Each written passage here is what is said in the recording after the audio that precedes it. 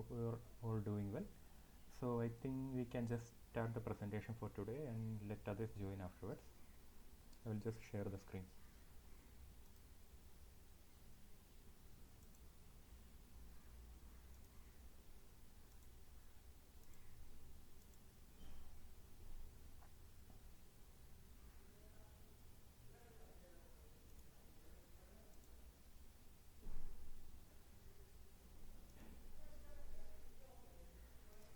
Okay, so I think the screen is visible and also I am audible also clearly. Good evening everyone. So today we will start the week 3 section of the NPTEL course, Cell Biology, Cell Organization, Division and Process. We will discuss about 30 questions from this year assignment and previous year assignment and some of the questions that I have made from this section.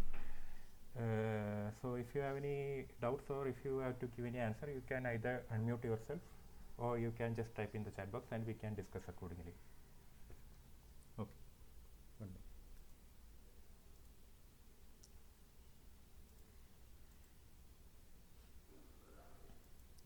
Okay, I will just give you the first question. So from this question, pick the incorrect statement about the S phase of the cell cycle. DNA duplication occurs in this phase.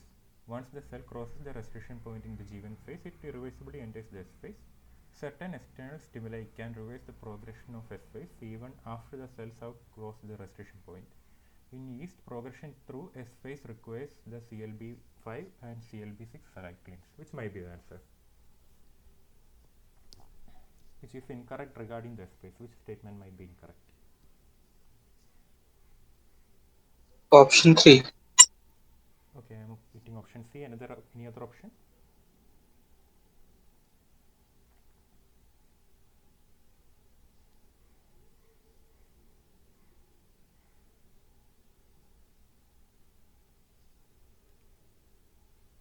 Okay, so basically you are right. The answer to this question is option number 3. The certain external stimuli can reverse the progression of S phase even after the cells have crossed the restriction point.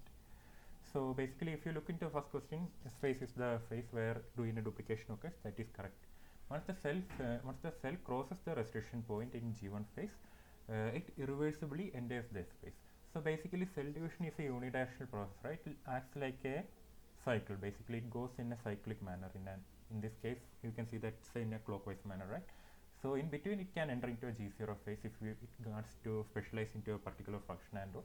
But overall if you look into it, if we start from mitosis, it goes into G1, S phase, G2 and again into mitosis in a cyclic manner. So even if any external stimuli is present, it cannot revert back from one phase to other. That it cannot revert back. If it is in S phase, it cannot revert back into G1 phase. So if it in G1 phase, it cannot revert back into M phase. So that answer is quite wrong. Basically, it is correct, right? Because it is irreversible in nature. Certain external stimuli can reverse the progression of S phase. So basically, this is what we have discussed, right? So basically, this option statement is incorrect because it is irreversible in nature, and it can even if in the presence of any stimuli, it cannot revert back into a previous phase that it was in. In yeast, progression through S phase requires CLB5 and CLB6 cyclins. So these are also cyclins that are required for the progression through S phase. So basically that option is also correct. So I hope this answer is correct. The option number 3 is incorrect in this case. So anyone has any doubt?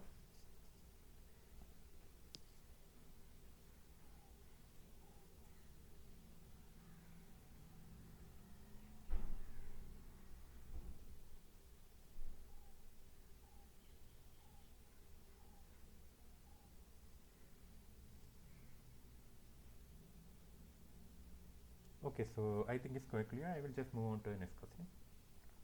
So coming on to the next question.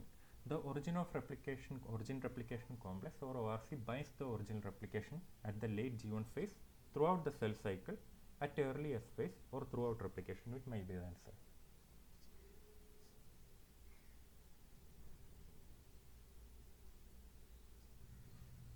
ORC complex binds at the replication origin at which phase?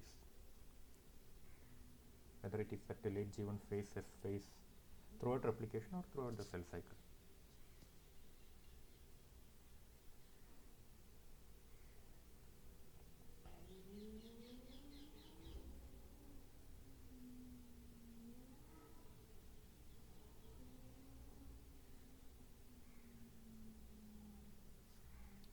Okay, so answer to this question is throughout the cell cycle. So basically, origin of replication complex, you mean that like there are certain helicases that are present there. If you are looking to bacteria and all, there is an MCM helicase there, right? Helicases are used to like are required to unwound the DNA, right? Only then after replication bubble will form and replication can happen. So replication, this ORC complex actually binds at the origin of replication, then followed by MCM helicases and other subunits that whatever need to carry out the replication there, right? So what whenever the replication origin of replication complex is always present at the origin of replication throughout the cell cycle at each phase and each and every phase like G1 phase, S phase, whatever mitosis, F phase, whatever phase might be, it is present at the particular site, but only it is not, it is in deactivated form. It is bound, but it is in inactive or deactivated form. Once the cell crosses the like certain cycle is like what you say, there is cyclin D and all. Cyclin D, once it starts to like enter into a late G1 phase, what happens is that it starts to inactivate some of the factors or some of the factors that might be leading to a like a, what is it, leading to the inhibition of this particular or replication startup and all. So whenever these cyclins regulate this or degrade these factors, whatever happens is that the MCM helicase is recruited into its origin of into a phase of the DNA where this ORC complex is present, then it becomes active. Then the DNA is unwound, replication bubble is formed there, and the DNA polymerase can occupy that particular site in the replication bubble, and then it can carry out the DNA replication in whatever manner it is necessary or wherever space it is needs to carry out this particular replication. So remember that this particular ORC is present at DNA at each phase, but it is inactivated.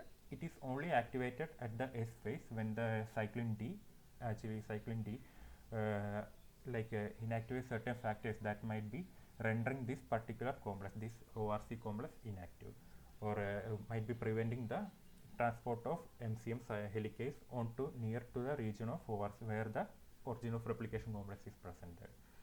So yeah, so this is the answer. The ORC remains bound to chromatin at replication origins throughout the cell cycle and is a central component of DNA replication, and yeah, it is required for initiation, however, and it is present throughout the each and every phase of the cell cycle.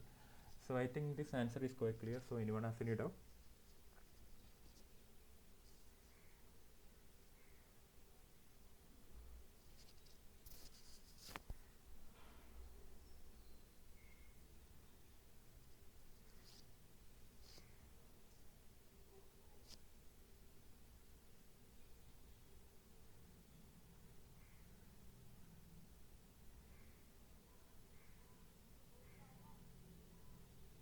Okay, so I think this is quite clear.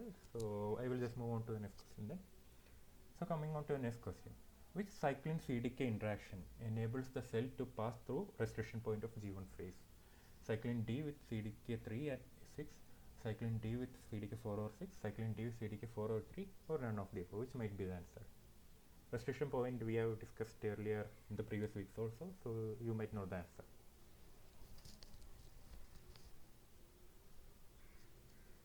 Option 2.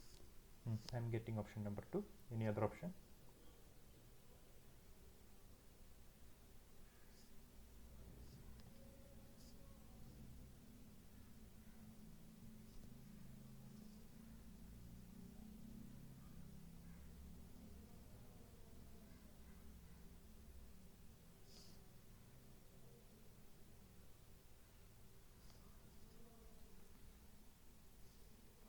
Okay, so answer to this question is basically option number 2. You are right. Time for the answer. Cyclin D interaction with CDK4 or CDK6 leads to like the restriction point entry, right? So restriction point is actually a phase that is present at the late G1 phase, right? It's actually acting as a checkpoint there to prevent the entry of cell from G1 phase to S phase. So in order to pass through the like what is it, the this particular restriction point, the cell needs to be ready to enter into a duplication phase, a DNA duplication phase, right? So it needs to grow in size, it needs to have all the factors inside it, or it should have some external stimuli or animating factors in case of yeast and all. So that what happens is that it can cross this checkpoint from the late G1 phase and enter into S phase to start on the DNA replication and all. So if you look into cyclin D, what happens is that cyclin D is actually generated in this mid G1 phase, and it goes on to into a starting or initiation phase of the S phase. So it interacts with this particular kinases, that is cell division kinase, right? So in this case you can see that it interacts with this CDK4 or CDK6. So only then whenever this cycling is associated with this particular kinase, then only it can pass through this particular restriction point or this particular R phase or restriction point, as you can see here. So afterwards, when it is passed through this particular restriction point, cyclin E interacts with CDK2, which helps in the transition from this particular G1 phase to the S phase. So that promotes the entry of this particular cell or this particular n type of cell that is okay to pass through a restriction point, so that it can continuously move on to the next phase of the cell cycle, that is S phase in this case, or the synthesis phase. So as compared to other CDKs, this particular combination, that is cyclin D that is combined with CDK4 or CDK6, actually helps in this particular transition or crossing of this restriction point at the late G1 phase and further enter into S phase. So I hope that particular answer is correct or understandable. And also, if you look into the other phase, you can see that in the S phase, in order for the S phase to continue on, cyclin A needs to be interactive with CDK phase, CDK2. At the late S phase, what we need is that cyclin B is generated there, because cyclins are always fluctuating at different points of cycle, right? So if you see into this particular phase, cyclin A will be higher, while this particular cyclin B, cyclin E, cyclin D will be degraded out, or their levels will be in a very low amount, expressive amount there. So once that happens, each and CDK binds to it whenever whatever cycling is there, and that helps to maintain the transition through each phase of the cell cycle. Okay, so I think that is quite understandable. So anyone has any doubt?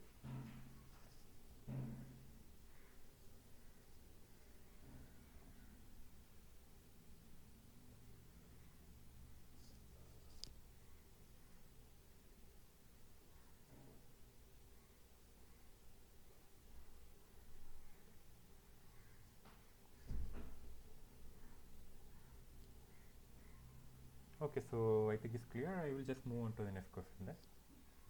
Coming on to the next question. Which of the following is incorrect about DNA replication? A primer template junction is necessary for DNA replication to begin. The extension of the primer occurs at its 5' end. DNA polymerase is required to catalyze the formation of the phosphodiester bond. A correct base insertion is ensured by complementarity base pairing with the template. Which might be the incorrect option here?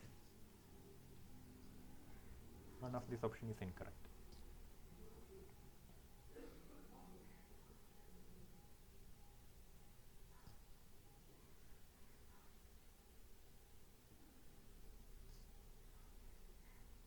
Option 2.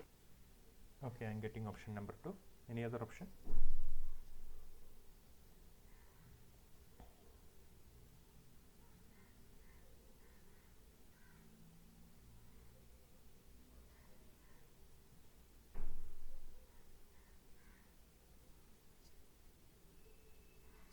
Okay, so I think your answer is correct. Basically, the extension of the primer occurs at is 5' end. So this answer is incorrect, because the extension of the primer occurs at the 3' end, because the 3', the DNA polymerization actually takes place in the 5' to 3' direction, right?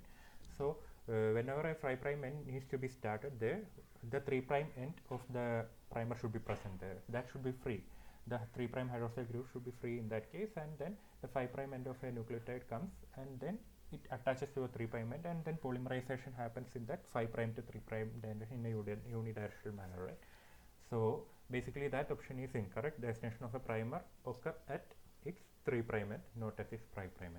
So if you look into option number 1, you can see that the primer template junction is necessary for DNA replication to begin. So that option is correct, basically, because what happens is that when the replication bubble is formed, a enzyme called as primase is present there, right? So primase is DNA pol alpha in case of, like, I think eukaryotes, and DNA G in case of prokaryotes, right? So this actually, like, binds at a particular sequence in the DNA, and where the primer need to be generated, and it generates that RNA primer there. It generates the RNA primer, not a DNA primer there. So once that's formed, the replication is set to initiate. Replication bubble formation is one thing that initiate DNA replication, and DNA replication initiation factor is the formation of this RNA primer there. So once the DNA polymerase actually encounters this primase, then it is sure to start that replication needs to go on, and new DNA strand, complementary daughter strand need to be generated at that particular position 5' to 3'. So DNA polymerase is required to catalyze the formation of phosphodiester bond. This is also correct, because as nucleotides are added, then phosphodiester bonds are added to each other by the DNA polymerase, where there is a big groove there, where it goes into nucleotide and interacts with the nucleotide, form that phosphodiester bond there. And the correct base insertion is ensured by complementary base pairing, because complementary base pairing is needed there. Without complementary base pairing, if complementary base pairing was not there, the information could not have passed from the parent strand to the daughter strand there. So that sequential transfer or generational transfer of information wouldn't have been there if complementary base pairing wouldn't have been present there. So that option is also correct. So in this case, the second option is incorrect. The extension of primer or the primer extension occurs at the 3' end, and DNA is generated from 5' to 3' end, in 5' to 3' direction. So I hope this answer is clear. So anyone has any doubt?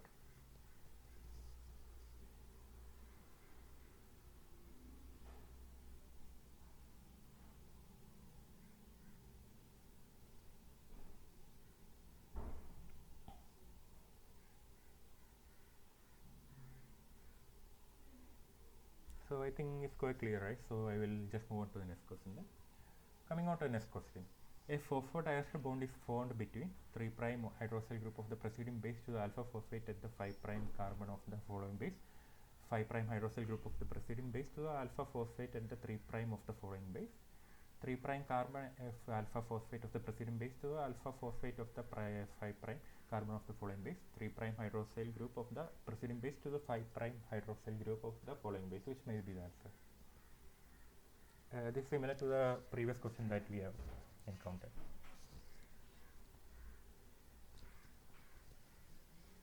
DNA replication happens in 5' to 3' direction. So how will the phosphate diester bond be formed there?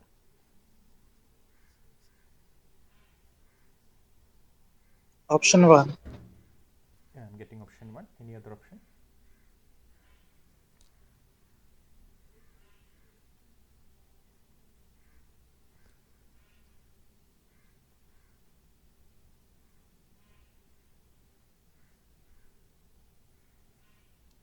Okay, so basically you are right.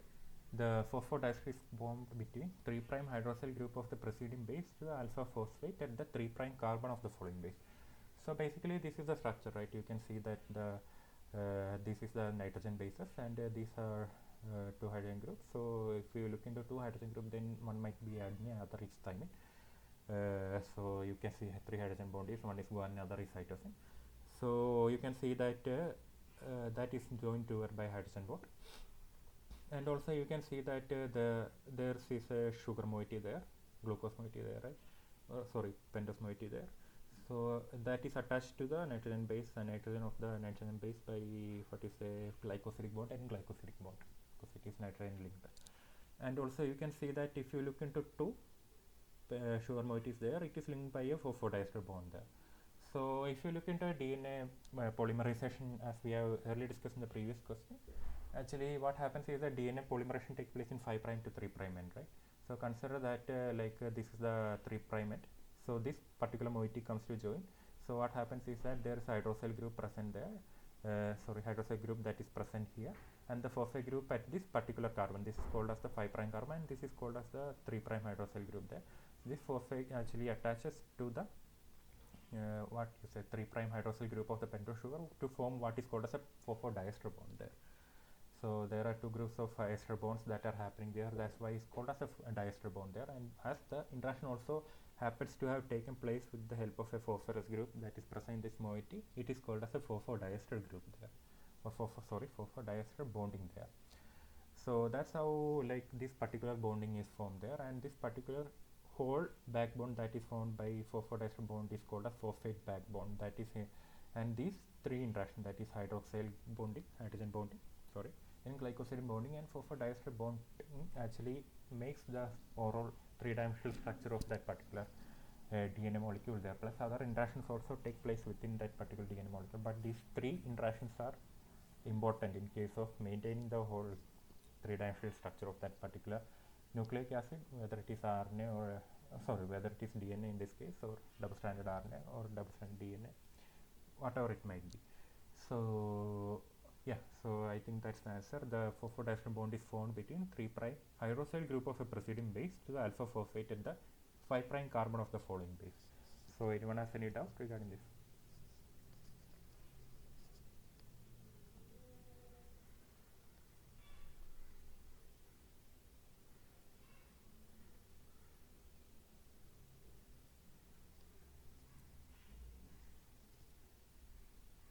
Okay, so I think it's quite clear, right? So I will just move on to the next question then. So okay, so coming on to the next question. Okazaki fragments are short segments of DNA strand made up of 100 to 1000 nucleotides.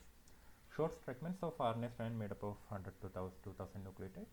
Long segments of broken DNA strand made due to polymerization dysfunction. Long segments of broken RNA strand made due to polymerization dysfunction. Which might be the answer?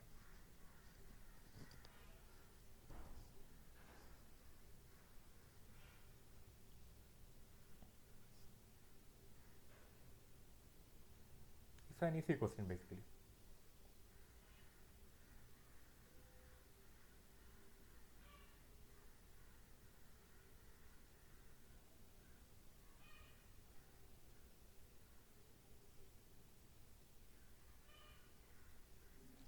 Okay, so you know the answer. So the answer to this question is Okazaki fragments are short segments of DNA strand made up of 100 to 2000 nucleotides, right?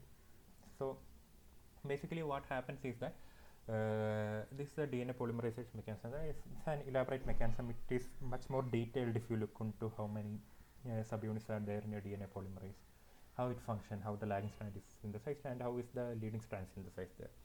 So basically, topoisomerase is an isomerase enzyme that actually unwinds the DNA. So when replication needs to happen, the supercoiling should be present there. DNA has a tendency to supercoil there, right?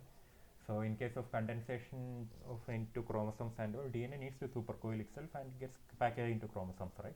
So in order to like stop that function there, what happens is that topoisomerase is an enzyme that unwinds or decoils the DNA there. Afterwards, when it is unwound, the helicase actually comes into this origin of replication. Suppose that there is origin of replication there, helicase then comes. Then it breaks the hydrogen bonds between the nitrogen base there. It makes the DNA double-stranded DNA into single-stranded DNA at the replication bubble there, or the replication fork there. So it leads to formation of what is called as a replication fork. So it moves in a particular direction. So DNA afterwards, when single-stranded DNA is present there, then enzyme called as primase comes. So what primase does is that it generates this primase at this single-stranded DNA at specific positions there. And this particularly initiation happens at the AT-rich region. So this primase generates an RNA primer there at both the leading strand as well as lagging strand. And also DNA polymerase afterwards dictates this particular what is a primer that is present in the both of the strands there, and it binds to it, and then it starts to initiate the replication process there. So what happens is that DNA replication, when this happens, the topoisomerase is moving in this direction, helicase is also moving in this direction, DNA polymerase also moves in this direction also. So in that case, what happens is that one strand will actually polymerizes the DNA in 5' to 3' direction. That is called as leading strand. So the daughter strand, the parent strand that is present is called as leading strand there, and the daughter strand is also formed in this particular direction from 5' to 3' direction. But in case of other strand, if you look into a strand, this is called as lagging strand, and that's for a reason that the DNA polymerization should happen in this direction, as DNA polymerase is moving in that particular direction. But in this case, if you look into that particular phenomenon there, what happens is that if polymerization is supposed to happen in that particular direction, then it will be from 3' to 5' direction. So the rule of the DNA polymerization is that it moves from 5' to 3' direction, or from 3' to 5' direction. So what happens is that this particular DNA strand has to wind or supercoil or kind of coil or loop around each other, so that the DNA polymerization can happen from 5' to 3' direction. But because of the looping of that particular lagging strand there, and because of the polymerization happening in that particular direction is unfavorable in nature, so what happens is that short strings of DNA is formed there, which is about 100 to 2000 nucleotides, and this is discontinuous in nature. So there will be small segments or missing base pair that is present there, which has to be linked by what is called as a ligase enzyme there. So before this ligase enzyme comes into play, this particular fragments that are short DNA fragments which are discontinuous in nature are formed there. So this particular discontinuous strands of DNA due to looping of DNA and the polymerization mechanism happening in an unfavorable way, these particular fragments are also called as an Okazaki fragments there. So the name of the scientist is given there, Okazaki. So he did some experiment based used on DNA, deoxythymidine and all, and he did some replication experiments, and also he found that these fragments are still there and part of byproduct of some replication mechanism and all, and he called it Okazaki fragments. So these are basically short segments of DNA strand made up of 100 to 2000 nucleotides. So these are not RNA. The primers that are synthesized there are made up of RNA, which are later removed and replaced by DNA deoxyribonucleotides. So yeah, so that's the basic answer to this question. So I hope this answer is clear. So anyone has any doubt regarding this?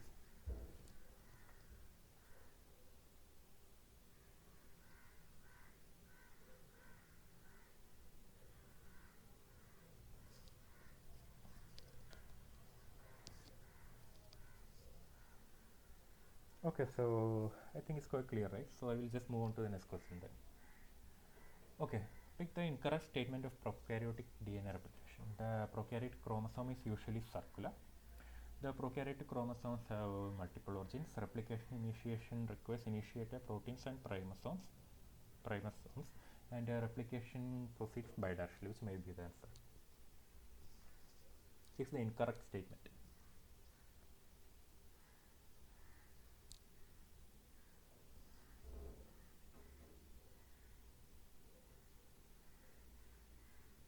Option 2. Yeah, I am getting option 2. Any other option? Yeah, I am getting option 2 also. Yeah, so basically you are right. Prokaryotic chromosomes have multiple origins. So in this case, if you look into prokaryotic chromosomes, in case of eukaryotic chromosome, multiple origin of replications are there. So any replication can begin from any of this particular origin of replication there. But given the fact that each and every one of them is not activated sequentially, at different time points it should be activated. At different developmental phases, it should be activated. DNA replication should be carried out at different phases of your cell division. It should be activated there. So sorry, yes, phase it happening there basically. Yeah, ignore the last statement that I made. So it also because of some regulatory activity, even though multiple origins are present in eukaryotic chromosome, it should be regulated in some way or not. It should not be fired at a single time point itself. So if you look into first statement, prokaryotic chromosome is usually circular. That's basically correct there. Plasmids are one of the examples there. And also prokaryotic chromosome, this is incorrect. It has only single of origin of replication called as autonomously replicating sequence, right? So ARS sequence there. Without the ARS sequence, the replication cannot begin there. Also, if you look into third chromosome, initiator proteins and primosomes are also there. In case of this case, the primosome is also called as DNA G, and initiator protein is called as DNA A, right? In case of prokaryotes. And replication proceeds bidirectionally. That's also correct, because if you look into a replication fork formation there, once replication bubble is formed there, two ends are there. One end as the 5' end and one end at the 3' end of the DNA there, right? So replication can happen at the one end and also at the other end. So it happens not in a unidirectional way. From both ends it can happen in a opposite direction. So that's why replication can proceed bidirectionally in case of prokaryotic DNA replication, and that's also similar in case of eukaryotes also, which it can also proceed bidirectionally. So yeah, so I think the answer is here is prokaryotic chromosomes have multiple origins, so that's incorrect. It has a single origin only. So anyone has any doubt regarding this?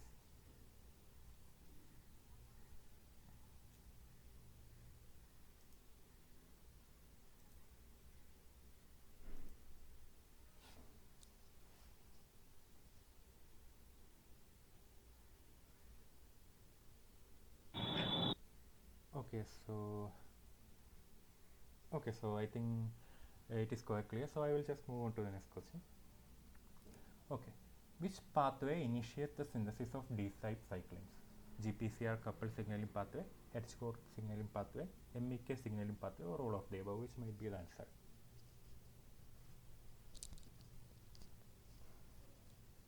Which pathway leads to formation of D-type cyclins?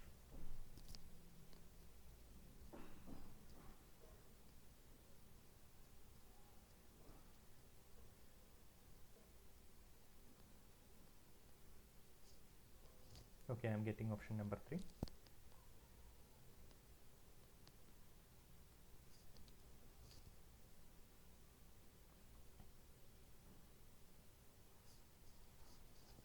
Okay, so basically you're right. The answer to this question is MEK signaling pathway. So before that, can someone, if you tell me where D-type cyclins are there, and yeah, where in which phase D-type cyclins are essential?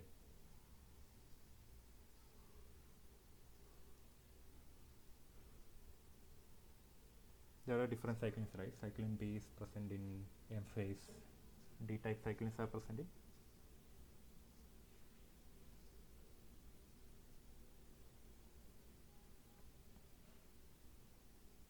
Okay, so D-type cyclins are present mainly formed at the G1 phase, right? Mid G1 phase, where it helps to like pass through the acceleration point. We have discussed that earlier.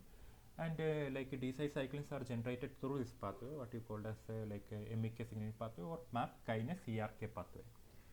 So MAPK like ERK pathway. So it's there are several different pathways. Like some of you might have studied cell signaling and all, right? So basically, in the presence of some growth factor, this receptor tyrosine kinase is activated. So this receptor tyrosine kinase has a tendency to self or autophosphorylate itself. So you can see the phosphorylation there. So it means that whenever this is a growth factor, it autophosphorylates itself at the cytosolic domain of this particular signaling molecule there.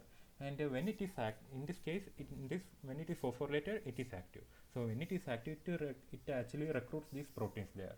So it's actually a multi-sequential pathway there. So when it is recruiting this protein GRB2 and SOS to it, what happens is that the RAS protein, which is actually consists of an isoprenyl group, is there. So it is attached to this plasma membrane. It can exist in both ER as well as plasma membrane. This RAS protein actually this hydrolyzes GTP to GDP. So when this happens, what happens is that it incorporates with this RAS GTP there because of the when hydrolysis is happening there, and then it activates this downstream signaling pathway. It activates RAF, MEK, mitogen activated, I think ER kinase and all. I think I need to recall that also. And it also activates this particular kinase ERK. And this when this particular transcription factor is activated or phosphorylated there, it can move from this cytosol into the nucleus. So when it is moving to nucleus, as you can know that it is a kinase there, right? It phosphorylates certain transcription factors there. So when these transcription factors are phosphorylated, they are active. It binds to the DNA. It binds to the DNA, where this MIC or cyclin D is present there, and then it upregulates the expression of this particular gene, or it activates the regulation of activation of this particular cyclins there. Because we have earlier discussed that, right? Because some of the cyclins that are generated are at different phases of the cell cycle. Cyclin D had to be generated the G1 phase in order to cause the cell cycle restriction point, right? So these levels are increased there, cyclin D or MIC. MIC is also a kind of a gene that helps in cell proliferation and development. We are not going to detail about that. So what we need to know is that cyclin D is the main protein that is given in our consideration. So through this pathway, like in the presence of growth factors, this particular downstream pathway or whole pathway is activated, leading to formation of certain activation of certain transcription factor that leads to formation of cyclin D there, which helps in the crossing of G1 late phase G1 restriction point, so that the cell can enter into proliferation, or the S phase where DNA replication can happen. So this is the whole pathway there. So I hope this is clear. So anyone has any doubt regarding this?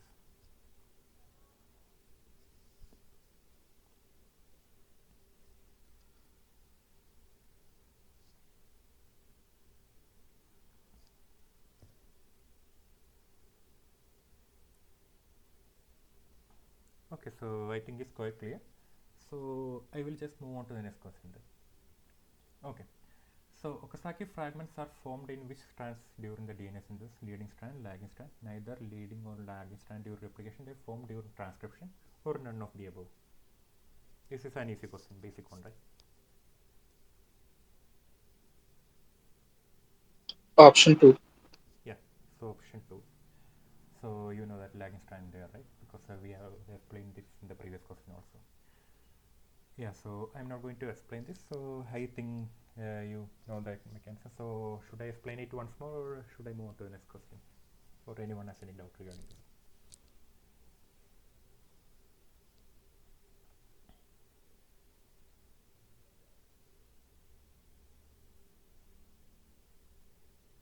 Okay, so I think it's quite clear, right? So we can move on to the next question. Okay.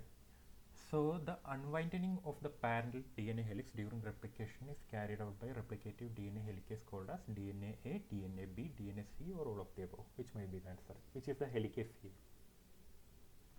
Case of prokaryotes they are talking.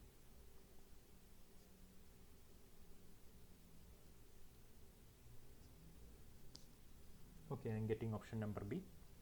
Sorry, option number 2, DNA B. Yeah, so basically you are right.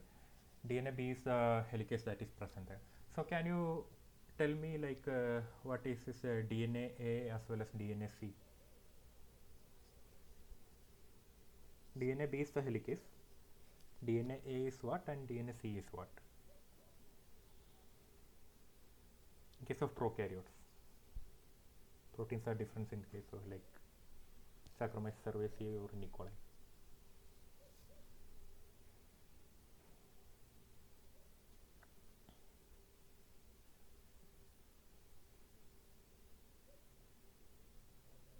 Okay, DNA A is needed for initiation of replication and DNA C. DNA C I think they are given in the class, right? Okay, so I will just explain. So basically DNA B is the helicase. It is the replicative helicase that unwinds the DNA at the replication fork.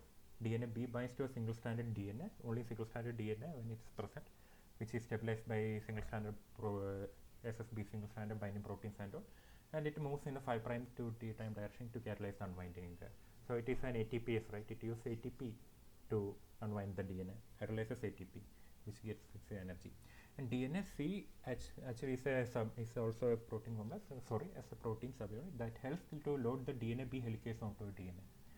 So after when DNA A is initiates the replication, DNA C actually binds to DNA B, and then it helps the to helicase to move into the origin, near to the origin of replication complex there, right? So as we have discussed there, ORC is actually present at each phase of the cell cycle there at the origin of replication, but it is inactive. In case of S phase, it is getting active. So what happens is that the DNSC binds to this DNAB that is a helicase there, and it helps to recognize the helicase to the space near where the origin of replication complex is present there.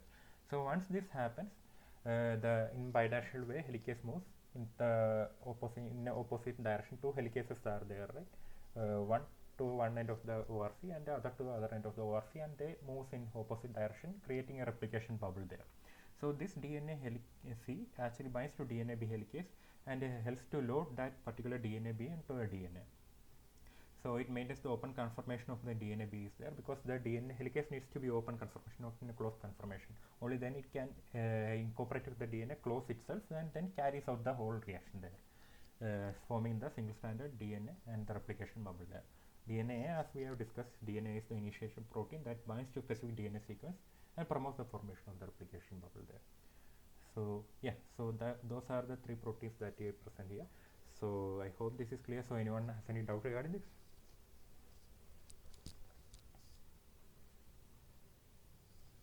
I'm not sure whether DNSC was discussed in the lecture video. So yeah, here is the answer. Anyone has any doubt?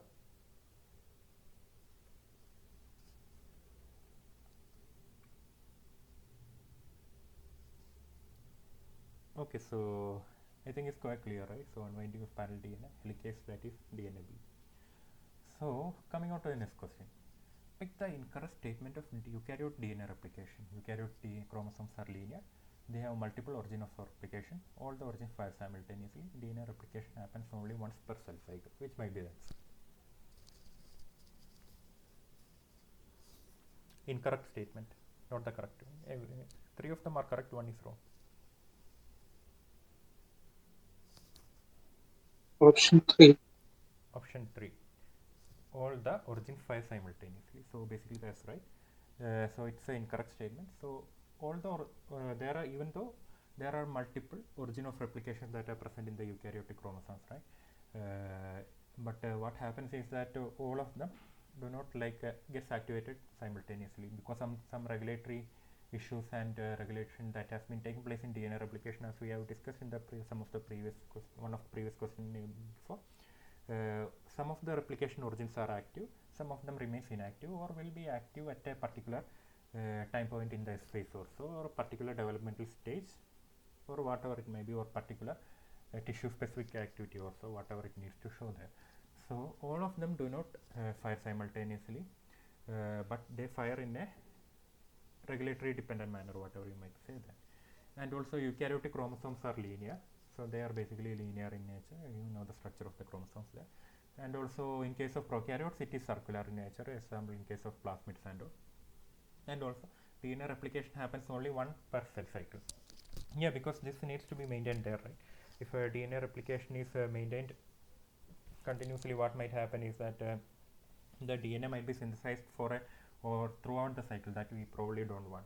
So what happens is that some of the S phase CDKs and all, like at the late S phase and all, what happens is that some of the factors that are like this MCM helicase, or what you say, some of the factors that binds to this MCM helicase are CDT1 and CDC6.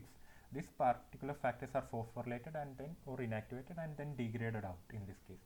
So when these factors are not there, MCM helicase is inactive. So in that case, it cannot bind to near the ORC phase there. So once one phase has completed, this CDT1 or CDC6 is inactivated there, and afterwards, because of this inactivation, it cannot enter into another phase of replication there, because of the this S phase CDK kinase and all inhibits its activity and all at a particular phase when the levels are getting down regulated and all. So that's how the replication mechanism is maintained there. That's how only one cycle of replication can happen in one S phase and all. So yeah, so that's the mechanism there. So I hope this answer is clear. So anyone has any doubt?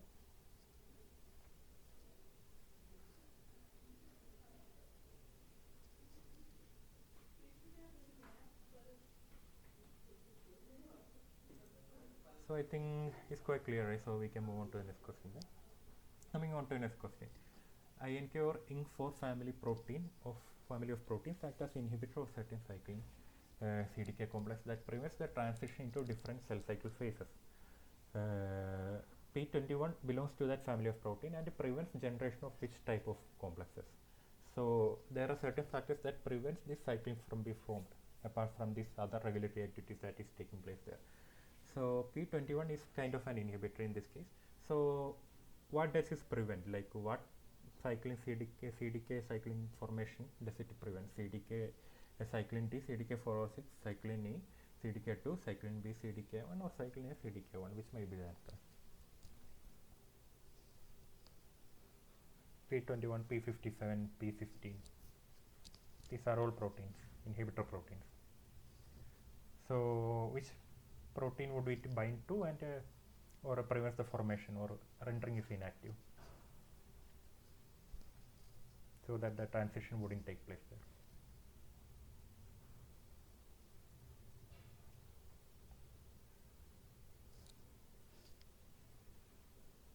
Option 2. Option 2 I am getting. Any other option? Okay, so the answer to this question is option number 3, cyclin B, CDK1. So it can also inhibit both this pathway. Okay, sorry, it's my mistake. So option 2 and 3 are both correct. So I will just change it there. It was my mistake. Sorry for that. So you can see that these are different subunits that are present there, right? So these are some INK4 family of proteins there. So P16 is one, P21 is there, P27 is another family of protein. So you can see that P16 actually inhibits this cyclin D CDK4 or CDK6 formation there. So basically it helps to pass on to a restriction point, right? So when this particular subunit is present there or particular protein is present there, it inhibits this formation so that the cell cannot pass through the restriction point also. So P21 can act in this particular region also, that is cyclin E, CDK2, you are also right in this case. So preventing this particular transition from this particular G1 to S phase in this case. And it can also act in this particular phase or mitosis phase there. Cyclin B is a component of that is present in like a mitosis phase, right? Cyclin B CDK1 interaction. So it also prevents there. P27 is also another that inhibits the interaction of cyclin A with CDK1 and CDK2. So basically what happens is that when these cyclin levels are going down, what happens is that some of the cyclins, that is cyclin, if you consider this cyclin D there, it actually phosphorylate or the kinase activity of this particular CDK actually phosphorylate P21, rendering is inactive. So when it is inactive, it is not binding to this particular subunit. So this becomes free. This both the complex become free, and then it helps in the transition from G1 to S phase. So this is how the interaction happens. Kinase, as the kinases are active, they start phosphorylating all these subunits and so that the transition can happen there. So yeah, so basically this is the answer. So I will just change the answer here. So it was a mistake from my part. Sorry for that. Yeah, so I hope it's clear. So anyone has any doubt?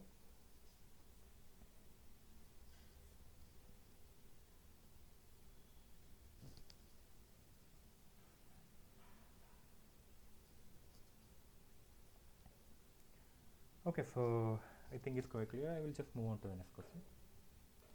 Okay, so in yeast, the Saccharomyces cerevisiae, the leading strand is synthesized by pole beta, pole delta, DNA pole alpha, or DNA pole epsilon. Which might be the answer?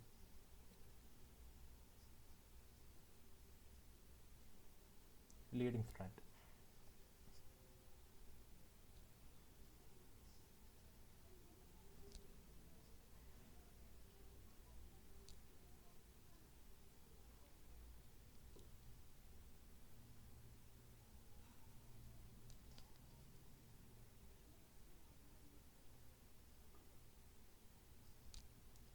Okay, I'm getting option number 4.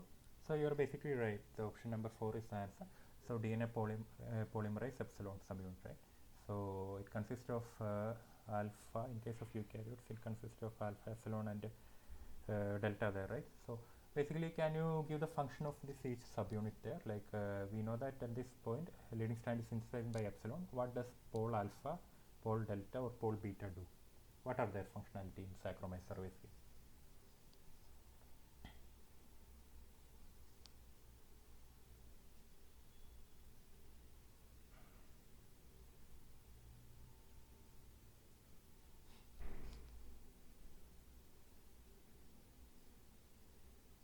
Pole delta leads to a formation of leading strand there. Okay, so I will just give you the answer there.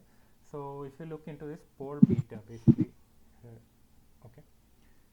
So pole beta is actually a DNA polymerase that helps in base excision repair. So you know that certain what you say, DNA damage happens when replication happening there, or any other mechanism that causing a DNA damage there. So this kind of DNA polymerase actually have a proofreading mechanism that helps in base excision repair and all. So it is required for this DNA maintenance, replication, recombination, and drug resistance. So that is carried out by this DNA pole beta. So DNA pole delta actually helps in the synthesis of lagging strand. So there's a mistake there, sorry. So it helps in the synthesis of lagging strand there, and in lagging strand, Okazaki fragments are generated there, right? And also DNA pole delta we have discussed before, yeah, it is a synthesis of lagging strand. DNA pole alpha acts as a DNA primase there that helps in the formation of primase that are required for initiation of replication there. And DNA polymerase epsilon leads to formation of DNA, leading strand there. So these are three different subunits that are present there. These most probably these three subunits, that is DNA pole alpha, DNA pole delta, and DNA pole epsilon actually acts as the actually are part of the core enzyme or the holo enzyme. The holo enzyme actually consists of these three DNA polymers along with other components that promotes the replication to happen. So if you look into core polymerase and all, these three are the core polymerase, that is delta, alpha and epsilon. And the DNA polymerase beta is present there, but usually helps in base excision repair. And so I hope this answer is clear. So anyone has any doubt?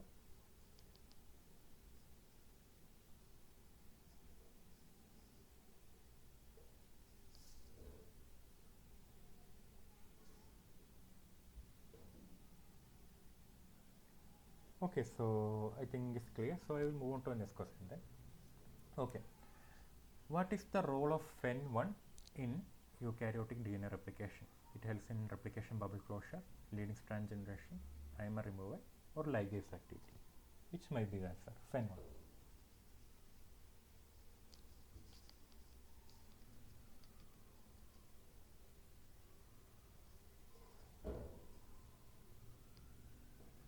Option 3.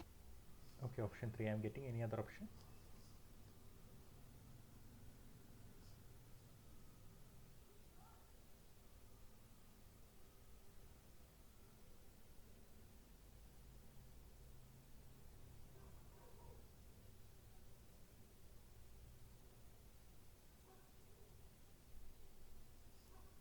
Okay, so the answer to this question is option number 3. You are right. It helps in primer removal. So it is also called as flap endonuclease 1 is the full form of N1, and it helps in removing this RNA primase that are synthesized by the primase. In this case, in case of eukaryotes, it is found, right? So the primase is DNA. Sorry.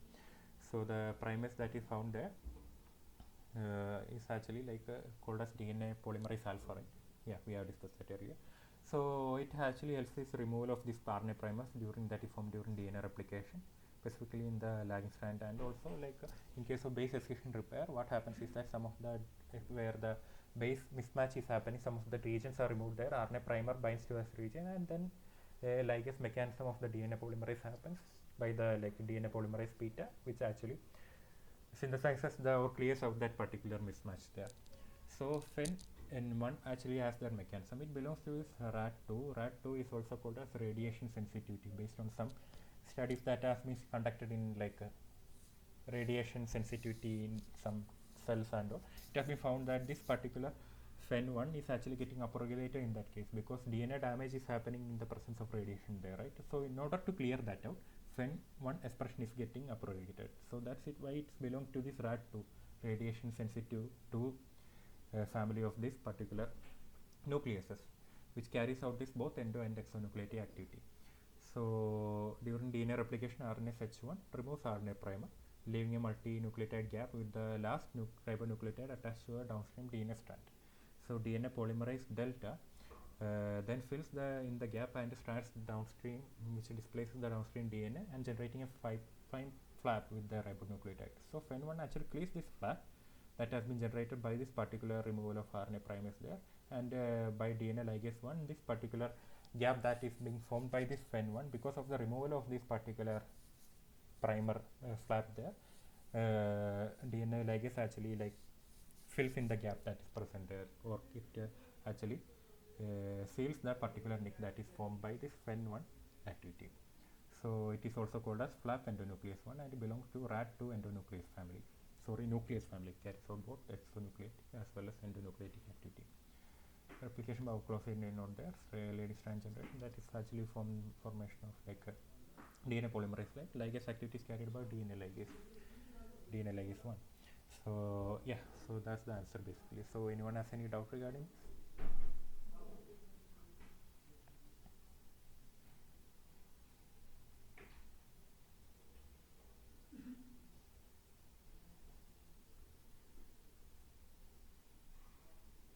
So I think it's clear. So I will just move on to the next question. 1 minute.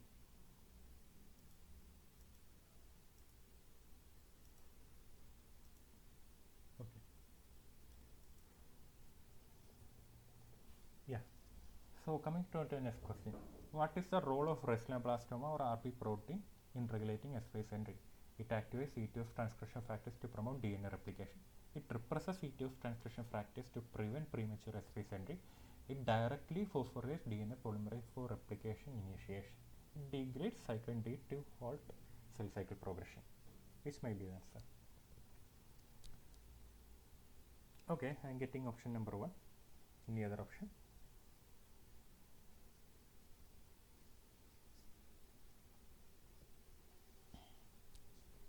What does this RB protein do? I'm also getting option number 2.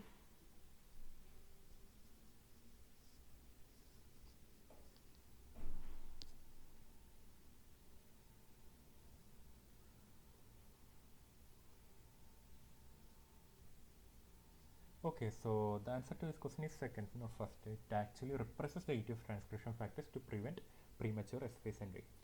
So this is a mechanism, a diagram showing this. So in case of RB protein is actually bound to ETF, so rendering the ETF activity like inactive there. So what happens is that when RB is bound to ETF, ETF is actively inactive. So RB actually acts as an inhibitor of ETF there. So when cyclin or CDK proteins that are actually present there, like is present there, actually phosphorylase this RB protein. So phosphorylation actually causes a structural change within this retinoblastoma protein. So the structure changes, its interaction with the ETF also changes. So rendering the ETF like free in this case. So when it is free, some of the nuclear signal factors that are present within the ETOs enables its entry transport from cytosol or cytoplasm into the nucleus. So in the nucleus it acts as a transcription factor there.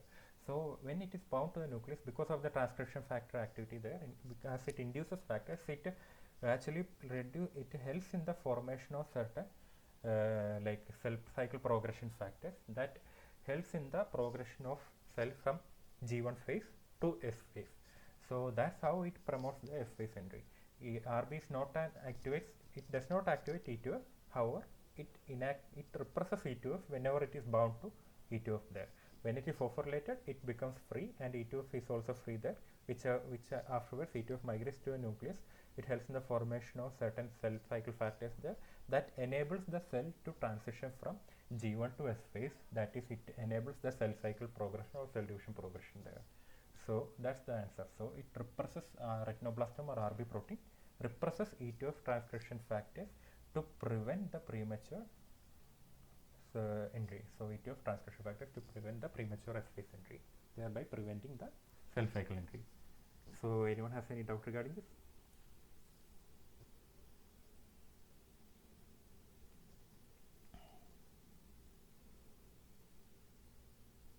So sometimes in case of like whenever this RB is having some mutation within its site, right? So it is always uh, whenever it is not bound to because of this ETF, because of this mutation and all, ETF is always active. So whatever happens is that it always proceed into S phase because it is not inactive in this case. So in that case, a condition of like progressive cell division called retinoblastoma take place, which is actually a kind of a cancer in this case because it is not inactive, because the RB cannot bind to ETF because of this mutations and all. Yeah, so I think it is quite clear. So I will just move on to the next question then. Okay, so in Michelson and Stahl experiment, which of the following observation ruled out the conservative model of DNA replication after one round of DNA replication in the nitrogen with mass number 14 media? Only a single band of light DNA was observed. Both heavy and light DNA were observed. A single intermediate density band was observed. Two distinct bands, one heavy and one intermediate, was observed. Which might be the answer? After one round of replication in that particular media, it was first grown in nitrogen 15, then it was moved on to nitrogen 14. After one round.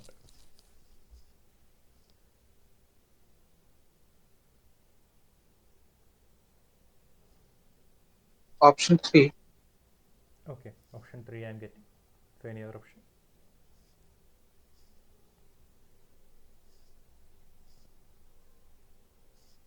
Okay, option 4 I am also getting.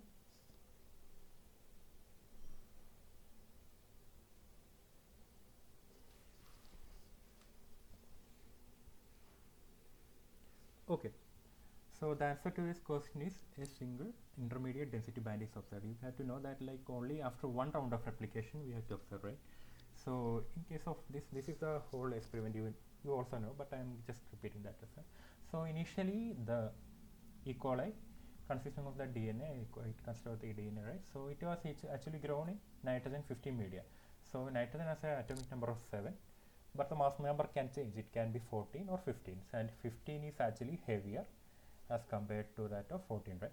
So whenever it is grown in nitrogen 15 media, what happens is that all the nitrogen bases that are present in the DNA is that utilizes this nitrogen to form that nitrogen base, that is adenine or thymine or guanine or cytosine there. So this particular nitrogen base gets labeled by nitrogen 15. So he took the extract from this particularly E. coli that is grown in this media, and then he did some ultracentrifugation there, density gradient ultracentrifugation in cesium chloride there. So this cesium chloride is actually present in a gradient there. So you can see that the highest level of gradient is present at the bottom, and the lowest level of gradient is of cesium chloride is present at the top, right? So it actually moves in a uniform distribution from the higher to lower concentration there. So as higher concentration increases, the chances are that the porosity of the medium also gets decreased there. It's like moving in a gel electrophoresis there, or in FD space there, or in a what is a native gel electrophoresis, native page electrophoresis, or whatever it might be. So whenever he did some experiment, ultracentrifugation experiment in this media, you can see that as it is grown in nitrogen 15, as it can be detected by some radio labeling experiments there, or you can see that it actually occupies this space. But afterwards what he does is that he moved some of this inoculum from this culture, and then he transferred it into nitrogen 14 media. So the cell started utilizing this nitrogen 14 media. So what happens is that because of the semi-conservative nature of DNA replication in generation 0, where it is grown nitrogen 15, you can see that it completely red. That means that the nitrogen base is in nitrogen 15 media. As it is semi-conservative in nature, so one strand separates from the other strand, and both of them act as a template strand there, leading, and it afterwards, because it is grown nitrogen 14 media, it starts to utilize this nitrogen for nitrogen based generation and all. So you can see that all this particular strand which is getting incorporated by nitrogen 15, the other strand is getting incorporated by nitrogen 14. Similarly, in the other strand also you can see the similar mechanism there. So in that case, two intermediate fragments are generated there, because in one strand it is nitrogen 15, the other strand is nitrogen 14. So the molecular weight actually comes down. That's why you can see the shift from here to one region. So that's one round of replication. So in that case, you can see that only one intermediate fragment is formed there, because both the strands, actually one strand consists of partially by nitrogen 14 nitrogen bases, and the other strand consists of nitrogen 15 nitrogen bases. So both the molecular weights are same. You can see that it occupies here, but not completely in that range. In the subsequent generation, you can see that this strand is separated there, our strand is also separated. This acts as a template there. In the nitrogen 14 media, you can see that this similar kind of band is from there, but in the other strand where the other strand it utilized, you can see that it was in nitrogen 14, and also the new strand is also in nitrogen 14. So you can see that the other strands that are formed is consisting other band that is coming out in this particular fraction. You can see that a lighter molecular weight, where the both strands are made up of nitrogen 14, are present there. So some of the intermediate fragments are also present there, 50-50 of this particular fragment and 50-50 of the other fragments there. So in the subsequent experiment, you can see that this particular fraction gets decreased, while the other fragments gets increased down, because only nitrogen 14 is present there, right? Because of this semi-conservative nature of DNA replication, this is actually happening. If it was conservative modeling, you can see only this particular DNA strand. Only in this case, it couldn't have shown like that particular hybrid molecular weight or this particular fragments in between. So yeah, so the answer to this question is a single intermediate density band was observed in the first round of DNA replication, that is in this case. So yeah, I think the answer is quite clear, and explanation is also clear. Also, should I repeat this or move on to the next question, or anyone has any doubt?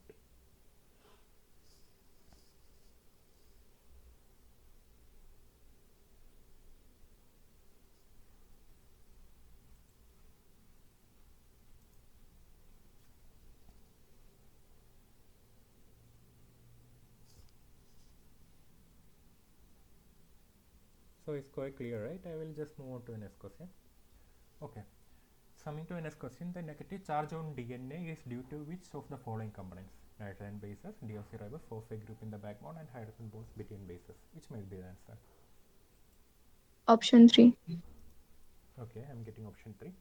Yeah, I think all of you agree with option 3, right? Phosphate group in the backbone. So you can see that there's a phosphate group there. So the phosphorus is attached to oxygen, and oxygen is electronegative in nature. Whenever it loses a hydroxyl group from it becomes negatively charged, and the proton that is going is positively charged. So that's why it's giving this positive negative charge. And also if you look into other oxygen, it is double bond. If it is a single bond, it could have also a negative charge there, but because of the double bond there, because the valence shell electrons are covalently attached to the phosphorus there, because of that it shows a zero charge, while the single bonded oxygen which is bound to phosphorus shows a negative charge. That renders the negative charge of the DNA there, not the nitrogen base, not the deacyl sugar or the hydrogen bond. Hydrogen bond is just a bonding, right? So yeah, so the answer to this question is phosphate group in the backbone of DNA renders the negative charge on the particular nucleic acid. So anyone has any doubt regarding this?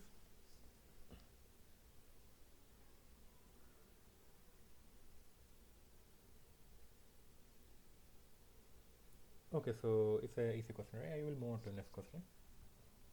Okay, which structural feature of the DNA allows it to serve as a template for replication and transcription? Double-stranded nature, complementary base pairing, presence of minor and major grooves, right-handed helical structure. Option 2. Option 2 I am getting, option 3 I am also getting. Okay, so complementary base pairing, right? Because without complementary base pairing, the whole genetic information from one cell cannot be copied into the other cell, or it cannot move from one generation to the other. Adenine should always pair with thymine. Guanine should always pair with cytosine. There should be 3 hydrogen bond between guanine and cytosine, and 2 between adenine and thymine, right?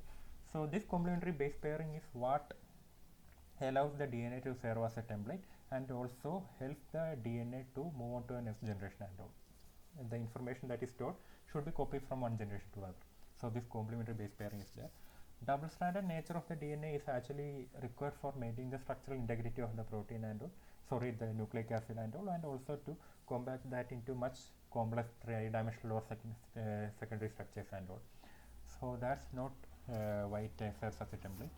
Presence of major groove and minor grooves. Minor grooves and major grooves are present in the DNA for binding of certain proteins and all, so that it can be regulated at different time points. And also binding of nucleosomes and all take place within this major as well as minor grooves there. Right-handed helical structure is actually a structural information of the protein derived by Watson and Crick, right? So yeah, so if you DNA has to serve as a template for replication and transcription, is because of the complementary base pairing. Because even mRNA that is generated from DNA actually utilizes this complementary base pairing. Only the case is that uracil binds with adenine in place of thymine. So I hope this answer is clear. So anyone has any doubt?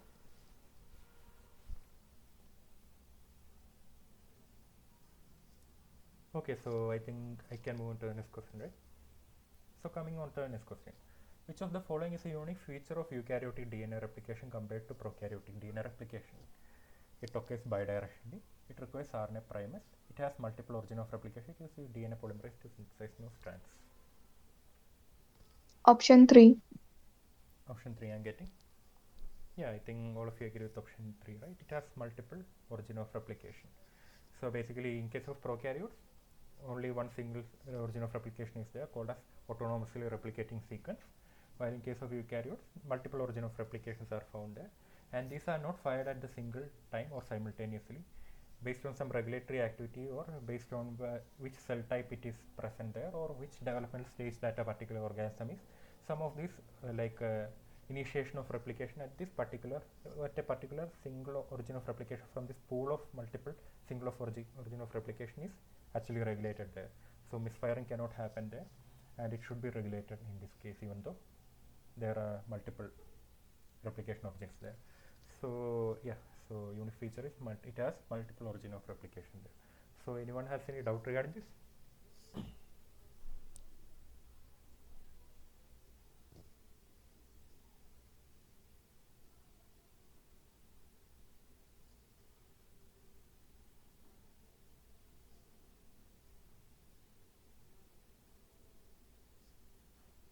Okay, so I can move on to the next question. I think it's quite clear. Okay, so at which phase of cell cycle are DNA helicases activated? Late G1 phase, S phase, early G1 phase, or none of the above? Which might be the answer? Option 1. Option 1 I'm getting. Any other option?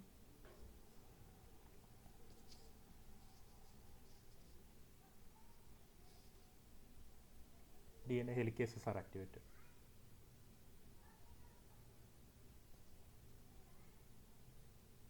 Okay. So answer to this question is the sorry, late G1 phase. Sorry for that, actually, like it was my mistake. So this is a late G1 phase. So basically what happens, okay, this phase cycle, phase CDK is there. Okay, sorry for that, it's a S phase basically there. Because S phase, in the S phase CDK kinases are generated there, right? So what happens is that in the late G1 phase or in each phase of the cell cycle, this recruitment actually happens in this case. ORC is already always bound to this particular origin of replication at each point of their time period. So what happens is that, but MCM helicase is actually not bound to this ORC near to this ORC replication complex and all. So what happens is at this particular uh, cycle, what happens is this pre-replication complex is actually formed in this particular phase. Like in the MCM helicase, two molecules, one will be present here, one will be present in the other region there.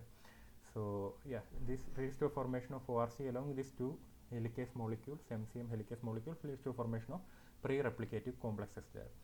So at the initiation of this particular like S phase, yeah, what happens is that S phase CDK kinases are present there, right? So this interacts with this initiator protein in case of like initiator DNA replication like DNA A in case of prokaryotes and all, right? So this along with this S phase CDK, what happens is that it inactivates this CDC6 as well as CDT1. So whenever it inactivates, what happens is that it leads to the for initial activation of this DNA helicase there, MCM helicase there, or the pre-replication complex there. Once it is active, the DNA is unwound, and also once unwound, it has unwound, like helicase moves into in the opposite direction. One helicase moves in this direction, other helicase moves in the opposite direction, forming what is called as a replication bubble there. Once this replication bubble is formed, DNA primase actually synthesizes the DNA primer, or sorry, RNA primer there, which is recognized by the DNA polymerase, and one DNA polymerase moves in this direction along the direction of DNA helicase and topoisomerase, and other DNA polymerase moves in the other direction, the direction of MCM helicase and DNA polymerase in the other direction. So that's how like MCM helicase is activated there. It's present in the near to origin of replication complex, but however in the presence of only certain this S phase CDK kinases and all, cycling what you say like yeah, this S phase CDK kinase and all, only this particular helicase are activated and DNA replication begins. Yeah, so it is bound but it is inactivated at different phases of cell cycle. So yeah, that's the answer in the S phase. So anyone has any doubt regarding this?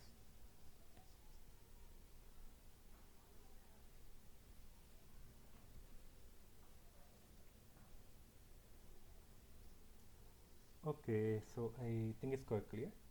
So I will move on to the next question. Okay, repetitive sequences are added to the ends of chromosome after replication by which enzyme? Gyrase, DNA pol 1, ligase or telomerase? Which may be the answer?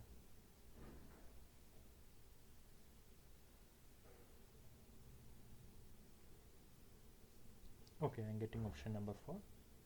Yes, so basically this is a basic question, right? Telomerase is the enzyme that adds the like repetitive sequence to the end of the chromosome after each round of replication. So this is the basically mechanism. You can see that after the replication end there are some free ends that are present in the DNA, right? The 3' end. So this is the telomerase enzyme. Some of the like it consists of a guide RNA that is present there. It recognizes this particular sequence at this end, and afterwards it actually elongates this particular sequence in this sequential manner. So once this particular sequence is formed there, it moves on to the next group and this elongates the sequence there. So once this happens, like once this process is happening, afterwards a RNA primer is formed there by a primase enzyme there, and then DNA polymerase actually extends this particular polymerization region there, thereby elongating this particular DNA length there. So it prevents the degradation of this or a loss of this particular DNA sequence from this, and that's why repetitive sequences are present there. If some conserved sequences are present there, chances are that if it is lost, then DNA functionality is like maintained there. If it is repetitive or non-essential sequence that are present at the end, that is being added by telomerase, then that even if it is lost by some nucleus activity or subsequent DNA division or throughout the generation and all, then that might not be an issue there. So that's the function of DNA telomerase there. It adds repetitive sequence to the end of the chromosome of replication by this particular, like each replication cycle. So anyone has any doubt regarding this?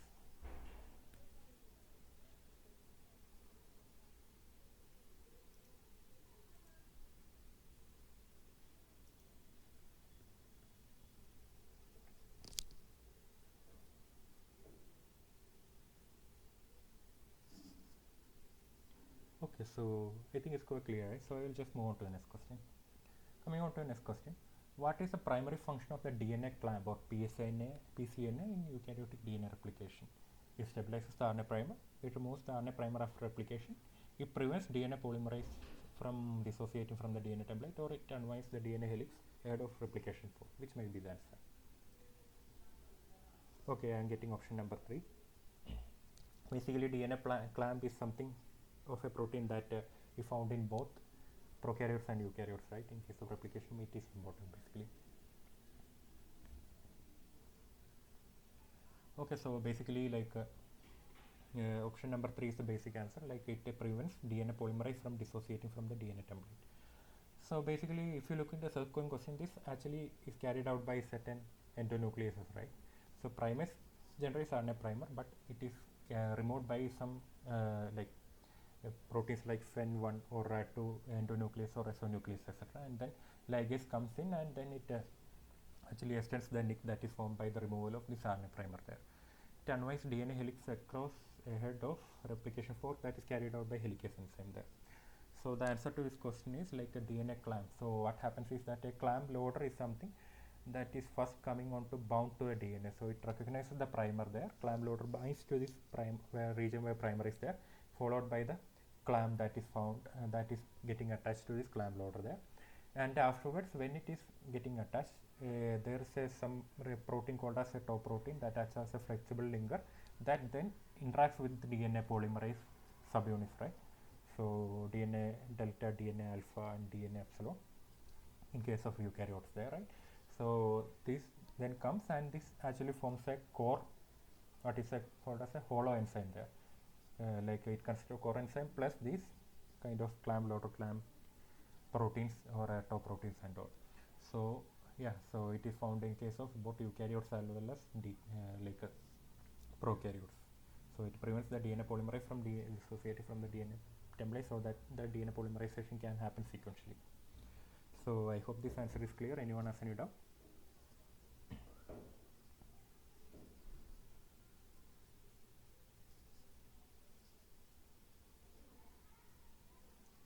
So I think it's quite clear. So I will just move on to the next question. Okay. So which protein is responsible for stabilizing single-stranded DNA during DNA replication to prevent secondary structure from forming? Helicase, topoisomerase, single-stranded binding protein, or primase? Which may be the answer?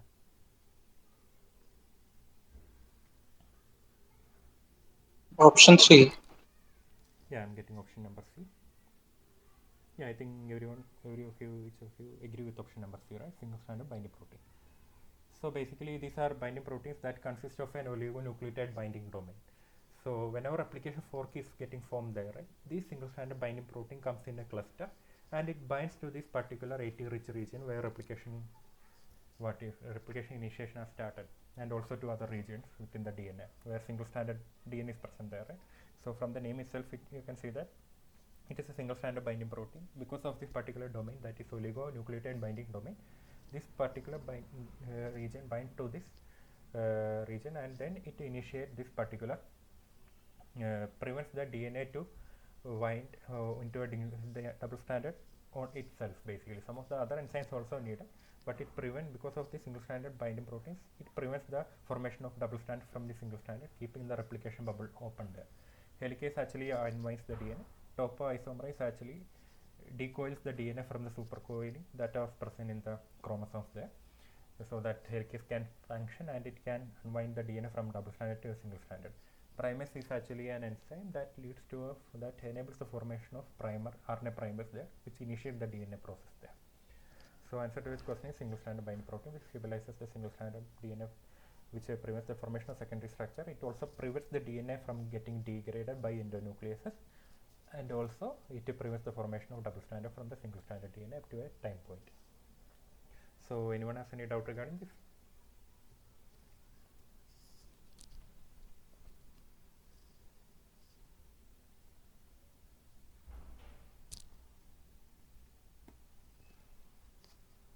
Okay, so I think it's quite clear. I will just move on to the next question. Okay, what is the role of tau protein in DNA polymerization? It helps in the formation of replication bound. It helps as a linker between clamp loader and DNA polymerase 3. It acts as a clamp loader component. It enhances the processivity of DNA polymerization, which may be the answer.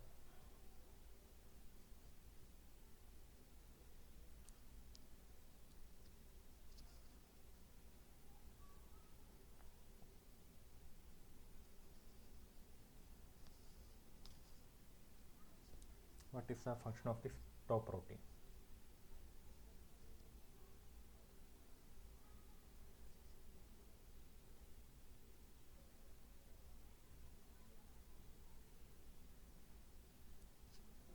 Okay, I'm getting option number 2. So basically you are right, it acts as a linker between the clamp loader and DNA polymerase 3. So yeah, so that's the basic answer, because if I give you a structure of the particular protein, like I have that structure. Yeah. So basically you can see that this is the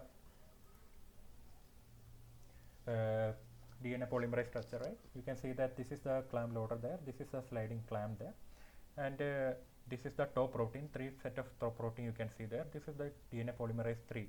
So if I look into eukaryotic DNA polymerase, you can see, sorry, in case of prokaryote DNA polymerase, one of the DNA polymerase actually binds to the leading strand there. One of the DNA polymerase actually binds to a lagging strand there, and other acts as like a primase sort of, so in case of like DNA replication.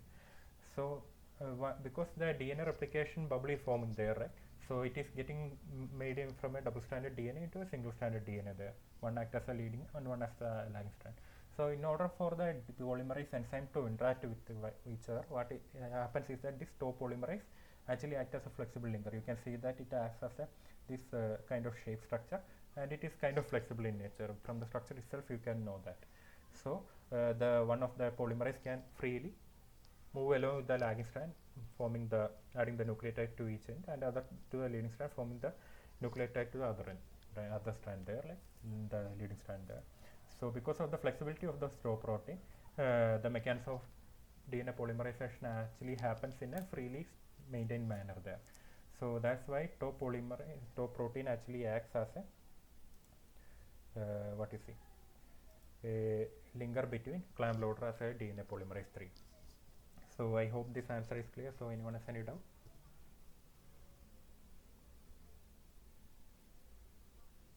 No, sir. Okay. So I will just move on to the next question then.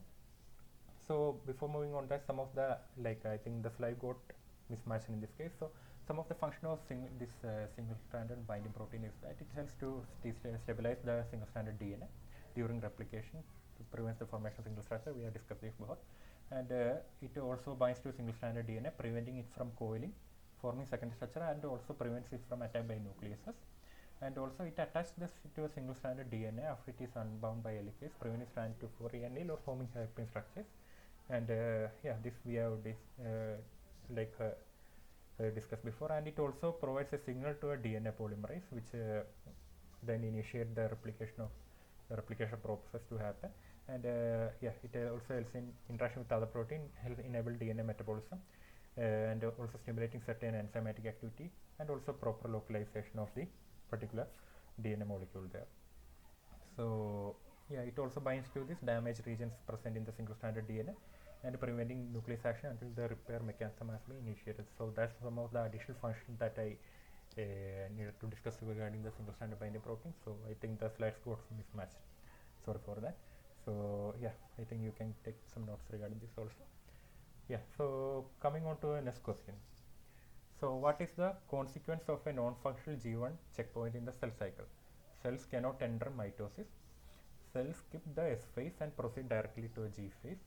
cells are asked in the G0 phase permanently, cells may enter the space with damaged DNA leading to genome instability. Which may be the answer? Four options, sir. Yeah, 4 option, right? So any other option?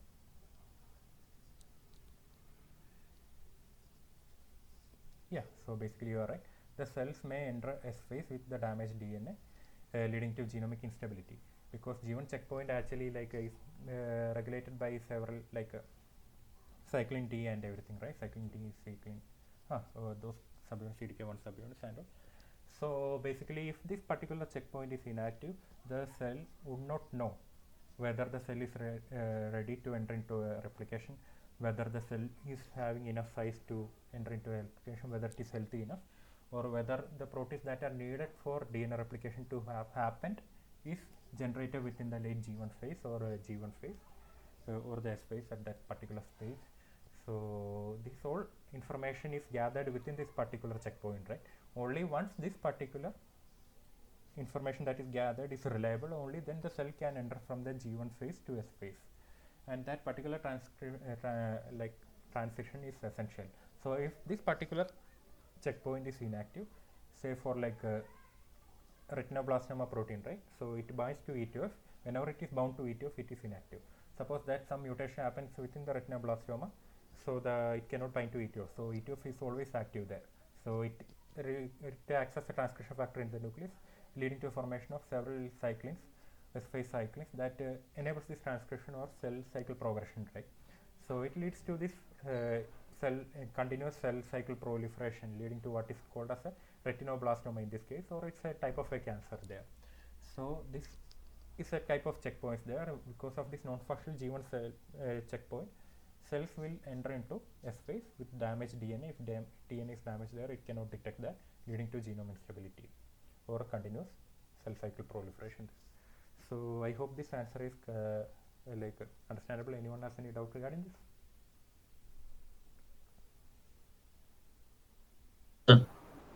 Okay, so I think it's clear. So I will move on to the next question.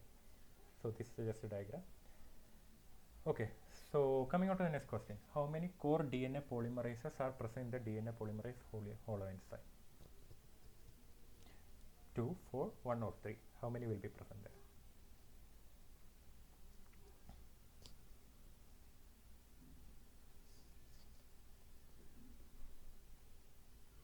Two, sir. 2. Any other option? Option number 4 I am also getting.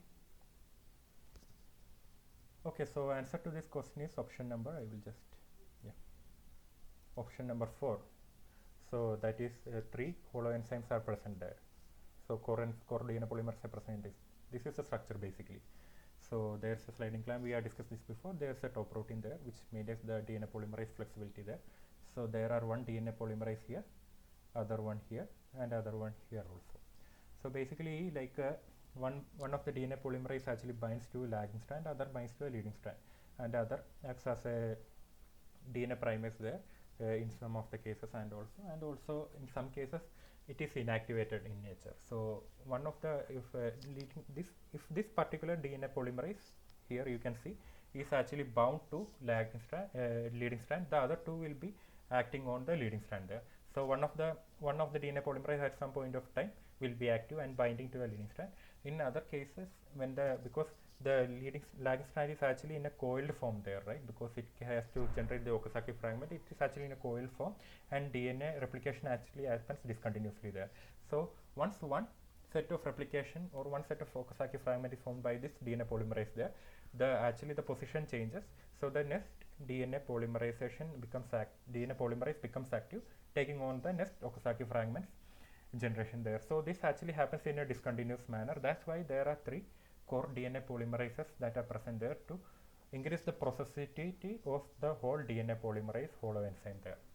So that's why there are 3 core DNA polymerases that are present within both eukaryotic as well as prokaryotic DNA replication there, or DNA polymerase there.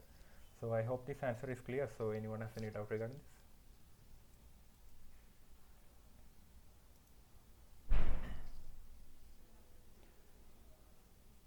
Okay, so I think it's clear. So I will just move on to the next question.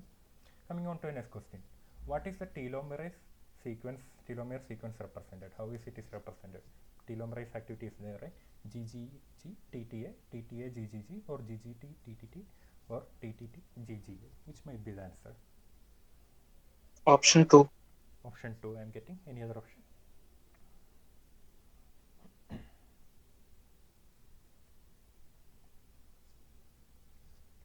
Okay, basically you are right. TTA, GGG, right?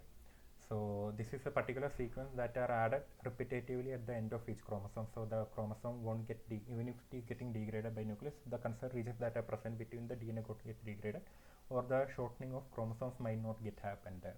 So telomerase actually helps in this particular function. So coming on to the next question.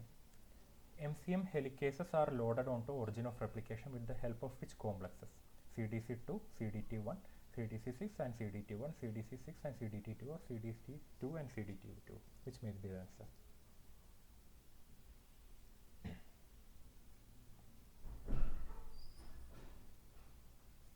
This we have discussed in the previous questions also. Option number 2. Yeah, option number 2 I am getting. Any other option?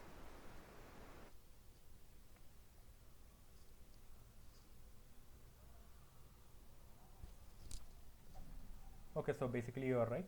So second option is the correct answer. So basically, yeah. So basically this is the like a whole diagram there. You can see that the origin of replication complex that is interacting with CDC6 there. So CDT2 interacts with the MCM helicase, 2 molecules of MCM helicase there, and it like transport this MCM helicase onto this region of the origin of replication complex there, one at here and one at here.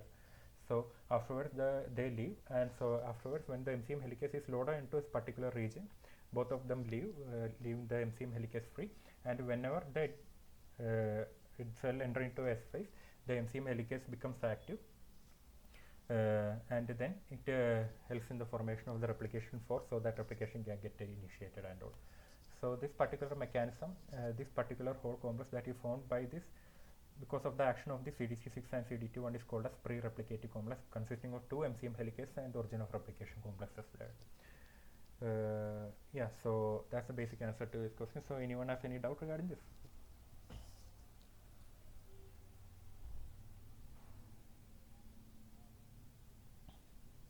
Okay, so I think it's quite clear. So I will just move on to the next question. Okay. Which process ensures the DNA replication encases only once per cycle, cell cycle in the eukaryotes? Continuous activation of DNA polymerase, licensing of replication origin, continuous expression of replication factor, permanent opening of replication fork? Which may be the answer? Option 2. Okay, option 2 I am getting. Any other option? Okay, option 2 I am getting. So you are basically right. Option number 2 is the answer. Cells may enter S phase. Okay, sorry. This I think I doesn't copy. So answer to this question is licensing of replication origin. So basically in late mitosis and G1 phase, replication origins are licensed. In this particular phase only, in late mitosis and G1 phase it happens, replication origins are licensed by this particular MCM helicase. So these are actually helicase proteins, right? MCM 2 to 7. There are 2 to 7 proteins that are present there, and these are basically AAA plus ATPases. So helicases are basically ATPases that utilize the hydrolysis of ATP. From the energy they are getting, they are unwinding the DNA, and they form, along with the origin of replication complex, they form the pre-replication complex there, and this at the origin or during the G1 phase is called as origin licensing. At this particular phase, as it happened, the late mitosis G1 phase, this particular phase at which is happening is also called as origin licensing. So DNA replication initiates at the specific site in the gene called as DNA origin that you know, and also because of the fact that this because of the helicase and all, as the helicase is loaded into the specific phase at this particular cell cycle phase and all, you can see that it is also called as origin licensing and all. And because of the this once replication has happened, MCM proteins are displaced from the origin, preventing re-replication until the cell passes through the mitosis and enters the G1 phase of the next cell cycle. And the license system is directly controlled by this CDKs. And once origin fires, DNA synthesis begins and initiator proteins are degraded or exported out of the nucleus to prevent any re-replication. So yeah, so that's why only one cell cycle, one replication happens per each cell cycle. not more than one, because continuous replication should not happen and it goes in a cyclic manner, right? So I hope this answer is clear. So anyone has any doubt?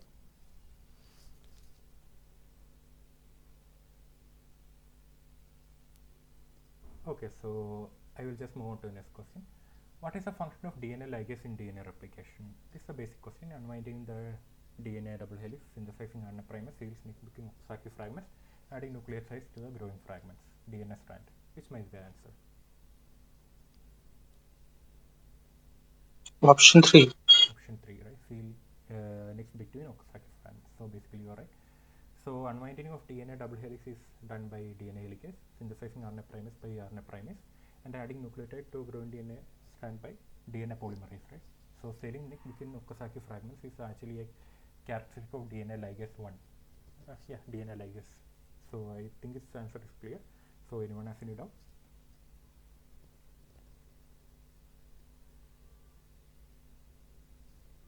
Okay, so I think that's quite clear. So coming on to the last question. What is the function of a 3-mer, 13-mer motif found in Oraceae of E. coli? It binds to the initiator DNA, a region for generation of RNA primer, site for formation of single-stranded DNA, or site for binding of topoisomerase, which might be the answer. Option 1. Option 1 I am getting. Any other option? Okay, option 1 I am getting. Okay, so basically it's option number 3, site for formation of single-stranded DNA. So basically this is the origin of replication C or C complex region that is found in E. coli. You can see that there are 3 13-mer complex and I think 5 9-mer complex there, right? So this 13-mer complex is actually the site for the formation of a single-stranded DNA, and this 9-mer complex that you found there is actually the site for binding of initiator DNA there. So basically this is an AT-rich region. It consists of a higher composition of adenine and thymine there. So that's why replication bubble tends to happens within this particular region, and this is ORIC is the only single origin of replication that is found in E. coli. So yeah, to this region the initiator DNA, that is DNA in case of prokaryotes, bound, and into this particular 3-mer 13-mer region, site for single-stranded DNA that is getting found there, right? So yeah, so the enzyme helic is actually bound to this region. So I hope this answer is clear. So anyone has any doubt to this question basically?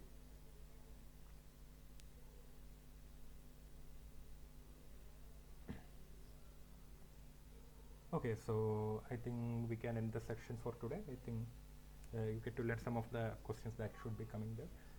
So yeah, so for going that, anyone has any doubt regarding this section, or any clarity you need to get and all?